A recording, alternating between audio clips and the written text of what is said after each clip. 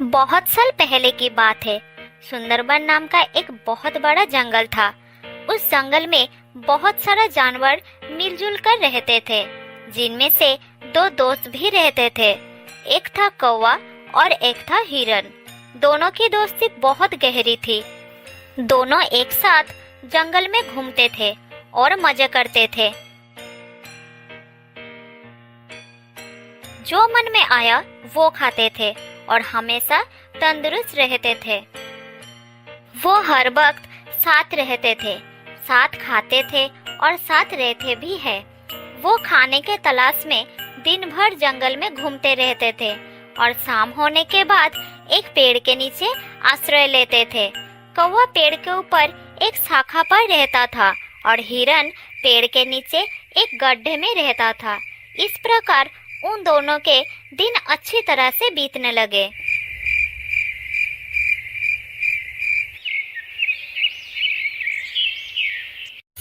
एक दिन जब वो दोनों जंगल में घूम रहे थे, तब एक चालाक लोमड़ी की नजर हट्टे-कट्टे हिरन पर पड़ी और वो मन ही मन सोचने लगी, अगर मुझे इस हिरन को खाना है तो कोई ना कोई रास्ता निकालना पड़ेगा। अगर मैं इसके साथ दोस्ती कर लूं तो इसको फंसा सकती हूँ, फिर इस हिरन का ताजा मांस मजे से खा सकती हूँ। हाँ, यही ठीक रहेगा। उस दिन से वो चालाक लोमड़ी हर रोज चोरी छुपे हिरन का पीछा करने लगी। एक दिन लोमड़ी ने देखा कि हिरन जंगल में घास खा रहा था और कौवा उसके पास नहीं था। फिर लोमड़ी धीरे धीरे हिरन के पास गई और कहने लगी, अरे हिरन, मेरे दोस्त, कैसी हो? आज तुम अकेले आए हो? हिरन अचानक लोमड़ी की आवाज सुनकर थोड़ा घबरा गया और वो चुपचाप खड़ा रहा। अरे रुको रुको दोस्त, घबराओ मत, मैं तुम्हें कुछ नहीं करूंगी। कौन हो तुम और मुझे अपने दोस्त क्यों बुला रही हो? मैं तो तुम्हें पहचानता भी नहीं। अरे भाई, जान पहचान तो हो ही जाएगी। क्या तुम मुझसे दोस्ती करोगे? नहीं, अनजान लोगों से दोस्ती नहीं करना चाहिए। माफ करना, मैं आपकी दोस्त नहीं बन सकता। मेरा एक दोस्त है। मैं इस जंगल में अकेली हूँ। मेरे सारे दोस्त मुझे छोड़कर चले गए हैं। मैं बहुत दुखी रहती हूँ और जब मैंने तुमको देखा तो मेरा मन खुश हो गया था। अगर तुम मेरी दोस्त बन जाओगी तो मैं बहुत खुश हो जाऊंगा। ये कहते कहते लोमड़ी की हृदय दुख से भर गई और उसकी आंखों में आंसू आ गई। लोमड़ी की आंखों में आंसू देखकर हिरन का दिल नर्म हो जाता है और वो उसकी दोस्ती स्वीकार कर लेता है। उस दिन से दोनों एक साथ समय बिताने लगे। नए दोस्त को पाकर हिरन कौवे को बिल्कुल भूल जाता है। दोस्त हिरन, क्या तुम मुझे अपना घर दिखाओगे? मैं तुम्हारा घर देखने के लिए बहुत उत्सुक हूँ। ले चलो ना दोस्त। हाँ दोस्त, बिल्कुल ले जाऊंगा। तुम मेरे नए दोस्त, तुम्हें अपना घर दिखाने में कोई समस्या नहीं है। चलो मेरे साथ। हिरन लोमड़ी को साथ लेकर अपने घर के तरफ चलना शुरू किया। इधर कौवा दूर से देखा कि हिरन और लोमड़ी साथ में चल रहे थे। फिर कौवा उनके जाने से पहले ही अपना घर में पहुंच चुका था। तब हिरन लोमड़ी को लेकर कौवे के पास आया। कौवा भाई, ये लोमड़ी मेरा नए दोस्त है। ये बहुत ही अच्छा है। इसका कोई और दोस्त है ही नहीं और अकेला रहता है। चलो हम दोनों ही इसके दोस्त बन जाते हैं। दोस्ती एक लोमड़ी के साथ? ये तो गलत ही होगी। क्या तुम्हें नहीं पता कि वो एक मांसाहारी प्राणी है? इसके साथ दोस्ती मैं नहीं करूँगा। अब ये तुम्हारी मर्जी है कि तुम किससे दोस्ती करना चाहते हो। ऐसा कहकर कौवा वहाँ से उड़ गया। लेकिन हिरन को लोमड़ी पर बहुत भरोसा आ गया था। वो उसके साथ ही घूमने लगा। एक दिन लोमड़ी ने हिरन को कहा, दोस्त हिरन, आज मैं तुम्हें एक जगह ले जाऊंगी जहाँ तुम्हें अपना मनपसंद बहुत सारा खाना मिलेगा। हिरन ने लोमड़ी का बात मान लिया और वो उसके साथ चलना शुरू किया। लोमड़ी ने हिरन को एक खेत में लेके गई जहाँ तरह तरह की सब्जियां उगी हुई थी। हिरन इतना खाना देखकर बहुत खुश हो गया। मेरे दोस्त, अगर तुम नहीं होते तो मुझे इतना स्वादिष्ट खाना कभी नहीं मिलता। अब तुम्हारी वजह से मुझे ये सब खाने को मिल रहा है। हिरन की बात सुनकर लोमड़ी मन ही मन सोचने लगी, हाँ, अगर मुझे तुम्हें खाना है तो तुम्हें खिला के मोटा तो करना ही होगा ना। हाँ दोस्त, मैं जानता था कि तुम्हें ये सब खाना बहुत पसंद आएगा, इसलिए मैं तुमको यहाँ ले आया। उस दिन के बाद से उन दोनों को इस खेत पर आकर खाने की आदत हो गई। जल्द ही खेत के मालिक को पता चल गया कि कोई उसकी खेत को नष्ट कर रहा है और वो किसान उसको पकड़ना चाहता था। इसीलिए खेत में उसने एक जाल बिछा दिया।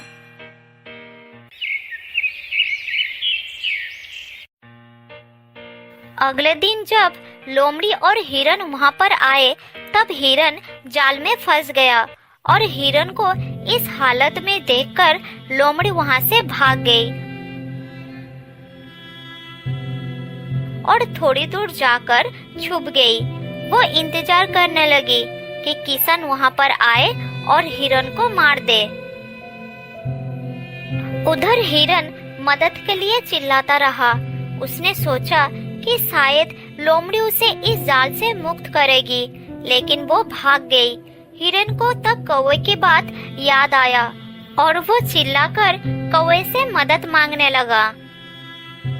कुछ देर बाद हिरन की आवाज कौवे को सुनाई दी और वो जल्द ही उसके पास आ गया। दोस्त, मेरी मदद करो, इस जाल से निकालो मुझे, नहीं तो खेत का किसान मुझे मार देगा। जल्द ही निकालो दोस्त। अगर तुम मेरी बात उस दिन मानती तो आज इस समस्या में नहीं पड़ना पड़ता। मैंने कहा था ना, वो लोमड़ी धोखेबाज है। तुम्हें मुसीबत में देखकर भी वो भाग गई। हाँ दोस्त, मुझसे बहुत बड़ा गलती हो गया है, लेकिन तुम मुझे जल्द ही इस जाल से निकालो। मेरा दम घुट रहा है, मैं मर जाऊंगा। ठीक है, एक काम करो, जब किसान आएगा तो तुम मरे हुए का नाटक करना और मैं तुम्हारे पैरों को चुभाते रहूंगा। जल्दी करो, मालिक आ रहा है।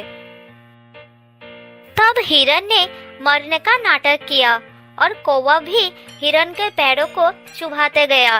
ये देखकर किसान को लगा कि हिरन शायद मर गया और वो तुरंत जाल को खोल दिया। उसी समय मौका देखकर हिरन भाग निकला।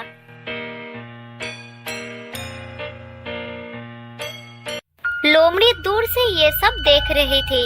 हिरन के भाग जाने से वो निराश हो गई। उसने सोचा था कि वो हिरन के स्वादिष्ट मांस को खाएगा, लेकिन कौवे ने आकर सब कुछ खराब कर दिया। उधर अपना घर पहुंचकर हिरन ने कौवे को धन्यवाद दिया और फिर से दोस्ती कर ली। फिर कौवे ने बोला, अब उस लोमड़ी को सबक सिखाना पड़ेगा। हाँ, उसे सबक सिखाना ही पड़ेगा। मुझे पता है वो कहाँ रहती है। जैसे लोमड़ी ने तुम्हें फंसाए है ना, उसी तरह तुम भी उसका विश्वास जीतकर उसे फंसाओ। किसी भी तरह हम उसको खेत के मालिक से पकड़वाएंगे। बहुत ही अच्छी योजना है मेरे दोस्त। हिरन कौवे को लोमड़ी के घर के पास ले गई।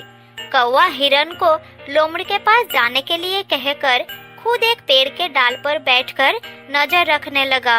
हिरन सीधा लोमड़ी के घर के अंदर चला गया।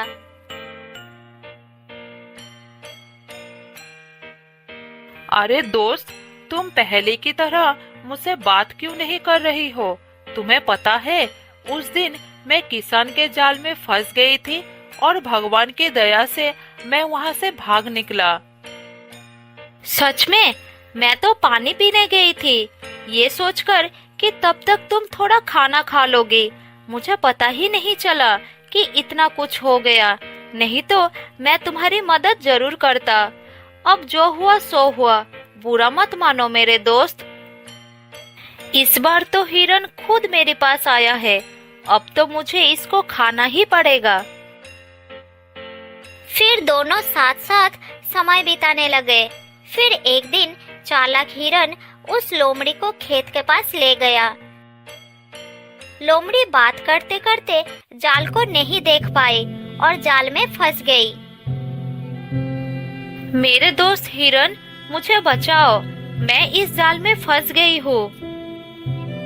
तुमने उस दिन मेरे साथ यही किया था ना? अब खुद देख लो कैसा लगता है। मैं चलता हूँ। ये कहकर हिरन वहाँ से चला गया और कौवे के पास बैठकर देखने लगा कि लोमड़ी क्या करती है। लोमड़ी जाल से बाहर निकलने के लिए छटपटाता रहा। थोड़ी देर बाद खेत का किसान आ गया और देखा एक लोमड़ी जाल में फंसा हुआ है। उसे लगा कि यही लोमड़ी है जो उसकी फसल को नष्ट कर रहा था। फिर किसान ने लोमड़ी को पकड़कर ले गया और एक पिंजरे में बंद कर दिया। किसान के जाने के बाद हिरन और कौवा उसके पास गए। तुमने मुझे धोखा दिया था। मैंने तुम्हें अपना दोस्त समझा, लेकिन तुमने मुझे मौत के मुंह में छोड़कर भाग गए। अब तुम इस पिंजरे में बंद रहो, यही तुम्हारी सजा है। मैं चलता हूँ। ये कहकर कौवा और हिरन वहाँ से चले गए और उस दिन के बाद से वो दोनों खुशी खुशी रहने लगे। बहुत साल पहले की बात है। जंगल के एक घने पेड़ पर दो बच्चों को लेकर एक तोता दंपति रहते थे। वो आसपास के पक्षियों को भी मदद करते थे और आवश्यकता पड़ने पर दूसरे पक्षियों के बच्चों का ख्याल रखने के साथ साथ उन्हें खाना भी खिलाते थे। तोता माँ अपने बच्चों को बहुत प्यार करती थी। उन्हें कष्ट ना हो इसलिए घोंसले में नर्म बिस्तर की भी व्यवस्था की थी। उनके लिए दूर दूर से फल लाकर खिलाती थी। मेरे प्यारे बच्चे, मेरी राजदुलारे हैं, मेरी आंखों के तारे हैं। मैं भगवान से सदैव यही प्रार्थना करती हूँ कि इनके ऊपर दुख की परछाई भी ना पड़े। इनके हिस्से का सारा दुख मुझे देकर मेरे हिस्से का सारी खुशियाँ इन्हें दे दे भगवान। तुम बच्चों से इतना प्यार करती हो, इनके लिए दूर दूर से खाना लाती हो, इन्हें खिलाती हो, हर परेशानी और खतरे से इन्हें बचाती हो, किसी खतरे में भी डरती नहीं हो। क्या ये दोनों तुम्हारी इस त्याग को याद रखेंगे? देखिए जी, हमने इन्हें जन्म दिया है। अच्छी तरह से पालन पोषण करना हमारा धर्म है। जब तक ये बड़े नहीं हो जाते तब तक इन्हें हमारी आवश्यकता पड़ेगी। ये हमारे प्यार को याद रखेंगे या भूल जाएंगे, लेकिन हमें तो अपना कर्तव्य निभाना होगा ना। मैंने आसपास कई तोते के बच्चों को बड़े होते देखा है और अपने माँ बाप से मुंह मोड़कर जाते हुए भी देखा है। देखो जी, हमारे बच्चे बड़े होकर अपनी दुनिया बसाए और उसी में खुश रहे, यही चाहती हूँ मैं। आखिर उन्हें भी तो अपने बच्चों का पालन करना होता है। हमें अपने स्वार्थ के लिए उनसे कोई आशा नहीं रखनी है। आशा नहीं रखेंगे तो दुख भी नहीं होगा। तुम्हारी सोच बड़ी अच्छी है। तुम्हारी खुशी को किसी की नजर न लगे, मैं यही चाहता हूँ। मैं तुम्हें और अपने बच्चों को लेकर आजीवन सुखी रहना चाहता हूँ। उन दोनों की बातें चल रही थी और पास के डाल पर बैठा हुआ एक कौवा सब सुन रहा था और मन ही मन जल रहा था। दूसरों की खुशियाँ उन्हें बर्दाश्त नहीं होती थी।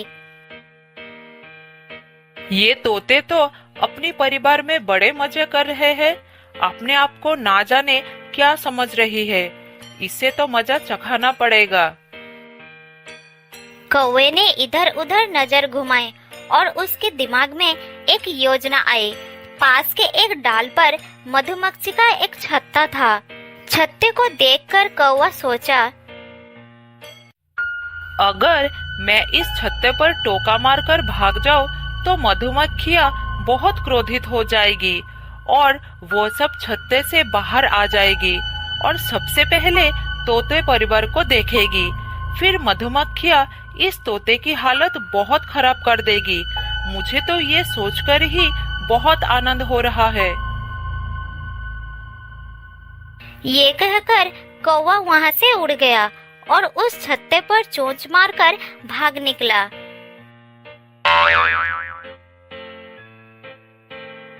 उसकी ये गंदी हरकत को देखकर तोते को बहुत गुस्सा आया और उसने उसका पीछा कर लिया।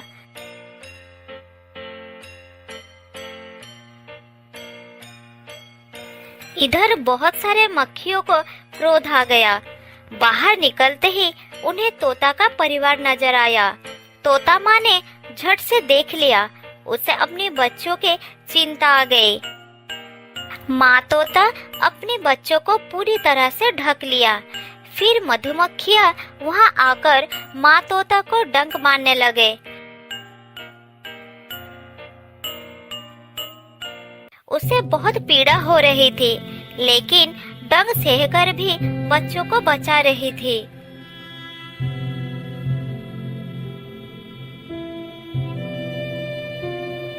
मेरे बच्चों, हिलना नहीं, बहुत सारी मधुमक्खियां हैं, काट लेंगे, तुम्हें बहुत दर्द होगा। दुष्ट कौवे ने उन्हें छेड़ दिया है। कुछ देर बाद मधुमक्खियां चले गए, लेकिन कबूतर माँ तीव्र दर्द से छटपटाती रही। ओह, ये दर्द मुझसे सहा नहीं जा रहा। अरे बाप रे, क्या करूं, कहाँ जाऊं? माँ तोता बेहोश होने लगी। दोनों बच्चे ये देखकर दुखी हो गए। माँ, आंखें खोलो, तुम्हें बहुत पीड़ा हो रही है। हमें बचाने के लिए सारा दुख खुद सहती रही। कौवे की गलती का सजा आपको मिल गई। माँ, कुछ बोलो ना। भाई, क्या हुआ? माँ को कुछ बोल नहीं रही है। कुछ देर बाद माँ तोते ने आंखें खोली। उसे बहुत दर्द हो रहा था। इतने में बच्चों के पापा आ गए। वो अपनी पत्नी का हाल देखकर दुखी हो गया। मैं जानता हूँ कि मधुमक्खियों का जहरीला डंक का असर बहुत असहनीय होता है। तुम चिंता मत करो, मैं अभी बंदर के पास जा रहा हूँ तुम्हारी दर्द का दवा लाने के लिए। ये कहकर वो दवा लाने के लिए चला जाता है। बंदर भाई, मेरी पत्नी को कुछ मधुमक्खियों ने डंक मार दिया है। उसे बहुत दर्द हो रही है। क्या तुम्हारे पास कोई दर्द निवारक दवा है? अगर है तो जल्दी दो, तुम्हारी बड़ी कृपा होगी। हाँ, दवा तो है, लेकिन ये सब हुआ कैसे, ये तो बताओ। ये सब एक दुष्ट कौवे की वजह से हुआ है। वह कौवा हर रोज किसी न किसी को परेशान करता है। आज वो मधुमक्खियों के छत्ते पर धक्का देकर भाग गया। तभी मधुमक्खियां छत्ते से निकली और मेरी पत्नी को सामने पाकर डंक मार दिया। ठीक है, ये लो दवा और जल्दी अपनी पत्नी के पास जाओ।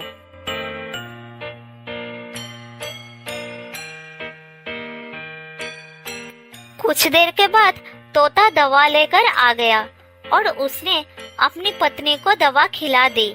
थोड़ी देर के बाद माँ तोता को आराम हुआ। इसके बाद 2 दिन बीत गया।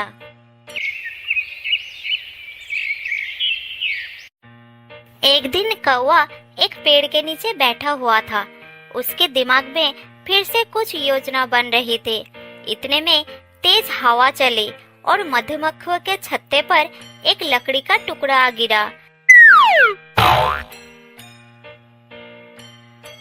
मधुमक्खियाँ भड़क गई।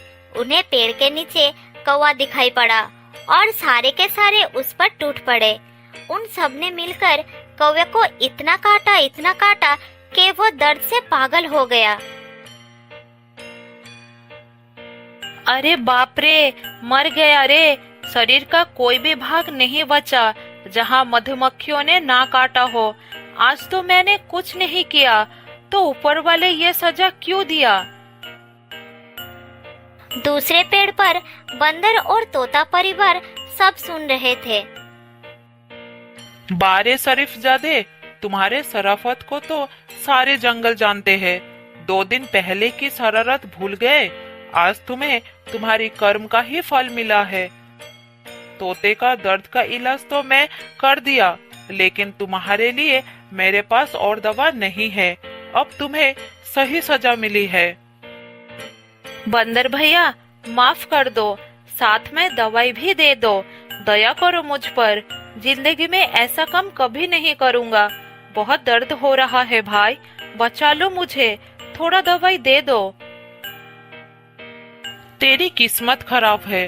दर्द की दवा खत्म हो गई है। नई दवा तैयार करने में 2 दिन लगेगा। तब तक तुम्हें यह दर्द सहना पड़ेगा।